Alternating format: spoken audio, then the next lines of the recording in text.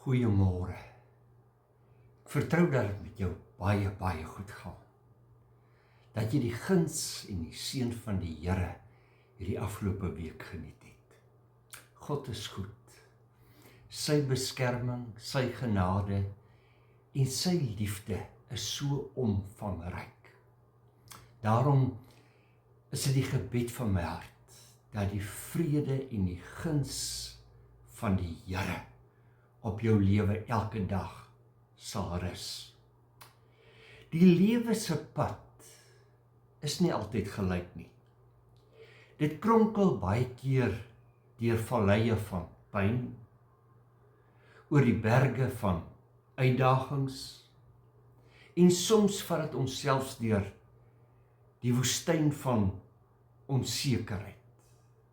Maar te midde daarvan is God daar vir sy kinders. Dit is juis hier waar geloof en vertroue getoets word en karakter gebou word. Nou ek wil graag vanmôre saam met u lees uit die woord van die Here en wel uit 1 Petrus 5 vers 8 tot en met vers 9. Baie bekende gedeelte. Wees nugter en waaksaam, want julle teestander die duiwel loop rond soos 'n brullende leeu en soek wie hy kan verslind. Ek wil dan graag my boodskap titel Die aanslag is onvermydelik. Nou wanneer ons praat van 'n aanslag, wil ek in die besonder dan verwys na die geestelike aanslag wat u en ek baie keer na verwys in ons lewens. Hierdie aanslag verwys na 'n doelbewuste aanval op iemand se geloof. Ja, ek is seker jy het dit al geondervind, dat daar 'n aanslag is op jou vertroue en jou geloof in die Here, op jou identiteit in Christus, of selfs jou verhouding met God, daardie onsekerheid in jou binneste. Hoor die Here as ek bid. En daar kom so 'n onsekerheid, vraagtekens maak hulle verskyning. En jy beweeg deur valleie, geestelike valleie van twyfel en van bekommernis. Ek stel dit aan jou vanmôre, dat die duiwel sal alles in sy vermoë doen om verwarring, twyfel, vrees in jou lewe te bring. En selfs ook sonde. Baie keer is hierdie dinge nie dramaties sigbaar nie. Dikwels kom dit baie subtiel. Ek verwys na daardie gevoel van moedeloosheid, wat so aan jou kom knaag. Daardie oomblikke wat dit vir jou voel, jy wil mense nie in die oë kyk nie. Jy beweeg een kant toe. Jy sonder jouself af van gemeenskap met die gelowiges. Daar is daardie afname in jou geestelike ywer. Jy's nie meer vurig van gees nie. Die duiwel gebruik leuns, misleiding en selfs godsdienstige verwarring om mense van die waarheid af weg te lei. En dan wil ek dit vir jou stel vanmôre. Niemand word verskoon nie, en dit sluit jou in, meneer, mevrou. Ek wil jou dan nooi om so vir 'n paar oomblikke saam met my te kyk na die lewe van een van die figure in die Bybel wat baie bekend is aan ons. En dit is naamlik Boetie Petrus. Petrus, die visserman van Galilea. Toe Jesus hom sien slaap in Getsemane, sê hy vir hom, Petrus, die gees is welgewillig, maar die vlees is swak. En weet jy, dit is juis hier waar ons baie keer 'n probleem het. Ons het die ywer in ons gees, maar ons het te doen met hierdie vlees, wat vir ons 'n struikelblok word. en soms ook is. Jesus sê vir Petrus, volg my. En daar is dadelik 'n reaksie van Petrus. Hy laat sy nette net daar en hy volg Jesus. 3 jaar later, nadat hy daagliks met Jesus gewandel het, vind ons dat hy Jesus steeds volg, maar ewe skielik vanaf 'n afstand. En dit het tot gevolg dat hy later Jesus sou verloon en sê, ek ken hom nie. Hierdie selfde Petrus is die man wat vir die Here sê in 'n storm, Here, as dit U is, beveel my om op die water na U te kom. Jesus sê vir hom, en dit is vir my so wonderlik, kom Petrus, en dan stap Petrus op die water. Hy stap op God se woord. Dit lyk so asof hy gevul is met geloof en vertroue. En hy stap op die water. En dan breek daar 'n oomblik aan dat hy sy oë van Jesus wegdraai. En dan sink hy. Vriend, meneer, mevrou, is dit nie ook die verhaal van jou en my lewe nie? Dat die een oomblik is ons gevul met geloof. Dit voel vir ons kan sê, ons gaan berge versit. Net om die volgende oomblik deur die woestyn van twyfel en bekommernis te stap. Here, as dit U is. Here, ek wil U vertrou. Sê net vir my, ek moet kom, ek moet beweeg. Nou vat ons God op sy woord, so vir 'n tydjie. En dan vergeet ons wat die Here vir ons gedoen het. En ons draai ons oë van die Here af en ons fokus verander na ons omstandighede. En die duiwel kry ons in 'n wurggreep beet. En ons twyfel. Vrees en bekommernis maak sy verskyning. Weet jy, meneer, mevrou, dat hierdie selfde Petrus, wat gesink het, later 'n geloofsverklaring maak. Hy sê, U is die Christus. Toe die Here Jesus vra, wie sê julle is ek? Toe kom Petrus met so 'n groot vrymoedigheid en hy sê, U is die Christus, die Seun van die lewende God. Wow, wat 'n verklaring. Soveel geloof, soveel vertroue. Dit spreek van 'n verhouding met die Here. Ja, ons beleef hierdie hoogtepunte in ons geestelike lewe. Maar vriend, kom ons wees eerlik. Ons bevind ons baie keer in die valleie, in die dale van die lewe, die woestyn. En daar sak 'n donkerheid op ons geestelike gemoed en ons emosies toe. En die duiwel vang ons vas. En ons vra die vraag, is die lewe die moeite werd? Hierdie selfde man, wat hierdie groot verklaring maak, U is die Christus, die Seun van die lewende God.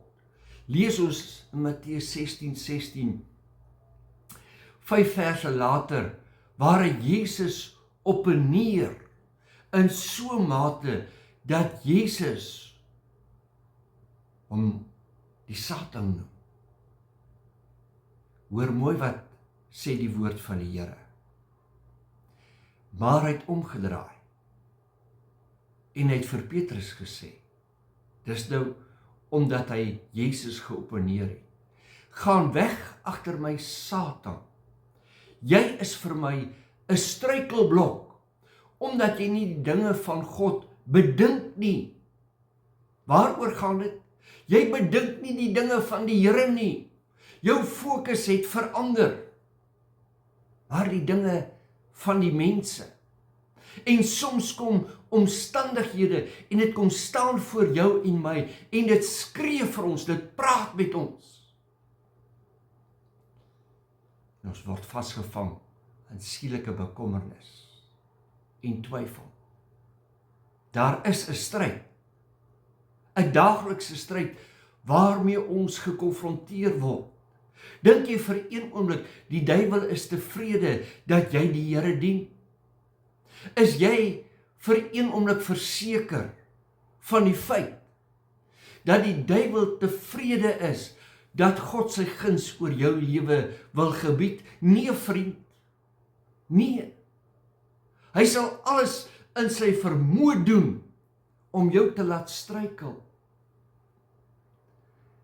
Het omgedraai, vir Petrus gesê, Petrus, jou fokus is verkeerd.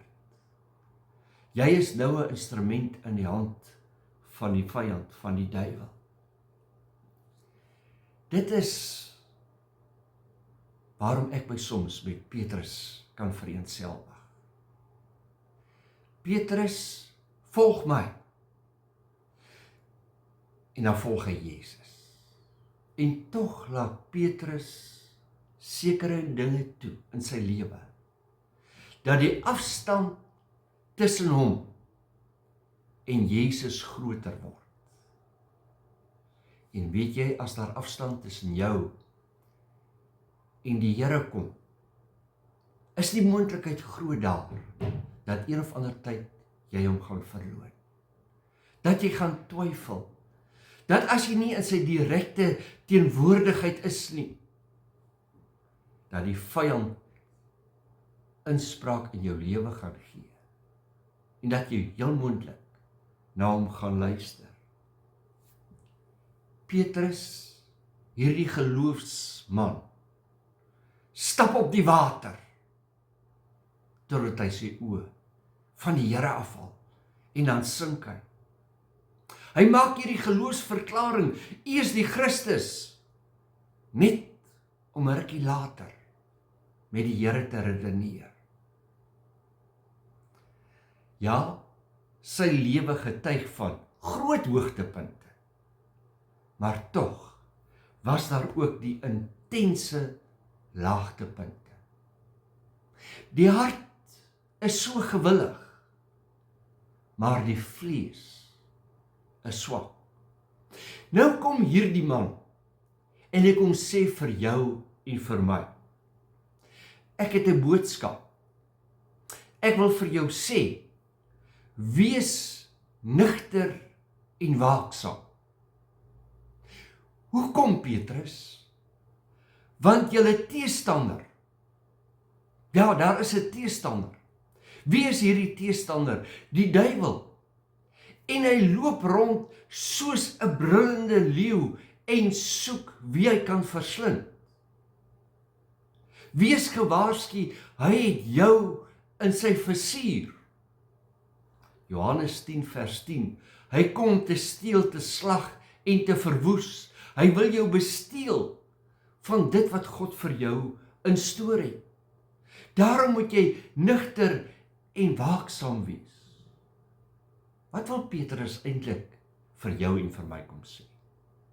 Hy wil eintlik vir jou en vir my sê, vriend, onthou ek was daar. Ek praat nie hiervan hoor sê nie.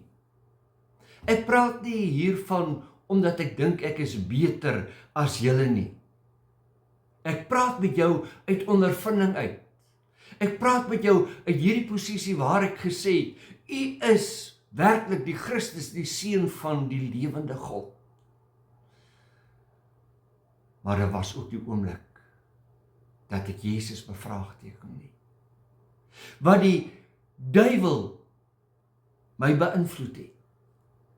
Daarom wil ek vir jou sê, wees waaksaam. Jesus was reg gewees, vriend, toe hy gesê het, Simon, Simon, kyk, die Satan het vurig begeer om julle soos koring te sif. Jy mag dalk sê, maar ek het dan my hart vir die Here gegee. Waarom kom die duiwel dan en hy pik op my, terwyl hy eintlik reeds verloor het? Wel vriend, die werklikheid is, hy sal alles in sy vermoë doen, om te poog om van jou 'n verloorder te maak. Of anders gestel, om die indruk vir jou te skep, dat jy wel 'n verloorder is. Dat jy moet handdoek ingooi. Hy wil jou moedeloos maak. Hy wil jou oneffektief maak vir God se koninkryk. Hy wil 'n aanslag loods op jou getuienis, op jou verhouding met God. Daarom kom Petrus se raad na jou en my. Wees nugter. Wees nugter in hierdie opsig, vermy dit dat jy bedwelm raak in jou geestelike sintuie, in jou emosies. Moenie bedwelm raak in jou geestelike lewe nie, moenie afgestomp raak nie, moenie oorweldig word deur die sorge van die lewe nie. Onthou, ek en jy sal gekonfronteer word deur die storms. Maar groter is hy wat in ons is, as hy wat in die wêreld is. As ek in God se teenwoordigheid bly, as ek na sy stem luister, en sorg dra, dat daar nie 'n afstand kom tussen my en hom nie, vriend, dan staan ons op oorwinnaarsgrond. Ja, wees wakker en wees waaksaam. Moenie aan die slaap gevang word nie. Onthou, jou vyand is aan diens. Hy is opmerksaam en hy weet waar jy jouself bevind. Hoekom moet jy waaksaam wees? Johannes 10:10, hy kom te steel, te slag en te verwoes. Dit is negatief. Weet jy, God is ook bewus van jou. En te midde van hierdie aanslag, kom hy en hy sê vir jou, my seun, my dogter, ek het gekom, sodat jy lewe en dit in oorvloed kan hê. Dit is wat God jou bied. Na wie se stem gaan ek en jy luister? Gaan jy geestelik gevoed word? Of gaan jy geestelik verhonger? Dit is jou keuse. Wat u en ek met God se woord maak, wat ons met sy stem maak in ons lewens, dis ons keuse. Die duiwel se aanslag kom hoofsaaklik in 3 forme. Hy kom met die listigheid van die slang. En wanneer ek daaroor praat, dan verwys ek in die besonder na die ondervinding van Adam en Eva daar in die tuin. So listig, hy kom bevraagteken God se almag en God se woord. Is dit so? Kan God werklik? Het hy nie dalk van my vergeet nie? Is God werklik in staat? Die tweede ding wat hy gebruik is ons sintuie.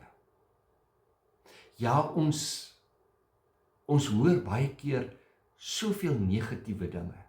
Ons sien selfs negatiewe dinge. En dit besoedel ons oordeel. Dit betower ons verbeelding. Dit verander ons fokus. Die derde punt. Die duiwel doen hom voor as sy engel van die lig.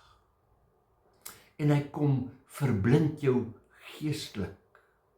Hy kom vul jou met vooropgestelde idees. Idees rakende God se genade, God se liefde, God se voorsiening, God se beskerming, God se ingryping. En baie keer het ons hierdie vooropgestelde idees. En dis nie altyd in lyn met die woord nie, maar dit klink so reg. Daarom wil ek 'n waarskuwing rig. Ek wil 'n waarskuwing rig. Pas op vir mense wat 'n gedaante het van godsaligheid. Nie almal wat sê, Here, Here, sê die woord, sal ingaan in die koninkryk van God. Jy sien, vriend, daar is misleiding. Nie almal met 'n Bybel onder die arm is 'n kind van die Here nie. Daarom wil ek vir jou sê, ongeag wat die mens sê, laat God se woord jou eerste prioriteit wees. Hoor wat die Here vir jou sê. Hy kom as 'n brullende leeu. Hy wil verslind. Hy wil verwoes. Hy wil jou stroop van jou vrede, van jou blydskap. Hy wil jou stroop van jou geloof, jou vertroue. Daarom sê die woord, wees waaksaam. Moenie bedwelm raak deur dit wat mense sê of deur omstandighede nie. God is getrou. Sy woord is die waarheid. Jy kan op hom staat maak. Maar onthou, die aanslag is onvermydelik. En daarom wil ek jou uitdaag. Is jy bereid om standvastig te wees? Om die duiwel te weerstaan? Onthou, jy kan nie verhinder dat daar sekere dinge in jou gedagtes kom nie. Maar jy kan verhinder dat dit nes kom. Jy kan verhinder dat hierdie gedagtes saad skiet en 'n negatiewe oes oplewer. Daarom sê die woord, bedink die hemelse. Bedink dit wat rein is, bedink dit wat lofwaardig is. Waak oor jou gedagtes, waak oor jou emosies, waak oor jou sintuie. Onthou, die aanslag is 'n realiteit, maar jy kan in oorwinning staan met die hulp en die krag van die Here. Ag, mag dit wees dat jou lewe sal kan getuig van die volgende: ek is tot alles in staat deur Jesus Christus wat my die krag gee. Groter is hy wat in my is as hy wat in die wêreld is. Ek weet dat niks my van God se liefde kan skei nie. Ja, al sou ek deur 'n dal van doodskade gaan, ek sal geen onheil vrees nie, want die Here is met my. Ek slaan my oop na die berge, waar sal my hulp vandaan kom? My hulp is in die naam van die Here wat hemel en aarde gemaak het. Ek sluit af met een van my geliefkoeste teksverse, waar Job sê, ek weet, my verlosser lewe. Mag dit so in jou lewe wees, dat wanneer hierdie aanslag kom, en op jou toesak, en dit vir jou voel, jy bevind jou op 'n plek van donkerheid, dat jy sal kan uitroep en sê, ek weet, die Here is 'n werklikheid. Ek weet waar my hulp vandaan kom. Ek weet, my verlosser leef. Amen. Kom ons bid saam. Here, aan U die lof, die eer en die dank. Dankie dat U met ons is. Dankie dat U daar is vir ons wanneer dit donker is, wanneer daar storms is. Maar U is ook daar in ons vreugdes, in ons blydskap. Dankie dat U daar is te alle tye vir ons as mens. U is die skaduwee aan ons regterhand. Ja, al sou daar 'n aanslag wees, is U daar. Daarom wil ons bely, ons hulp is in die naam van die Here, wat hemel en aarde gemaak het. Ons hulp is in die naam van die een wat die dood oorwin het. In die naam van Jesus Christus. Daardie naam waarvoor omstandighede moet buig. Die naam wat verhef is bo elke ander naam. Aan U dan die lof, die eer en die dank, in Jesus naam. Amen. Onthou, die Here het jou lief. Hy is met jou. Hy sal jou nooit begewe en jou nooit verlaat nie. Vrede vir jou, jy moet mooi loop en mag jy die guns van die Here in hierdie week ervaar. Mooi loop.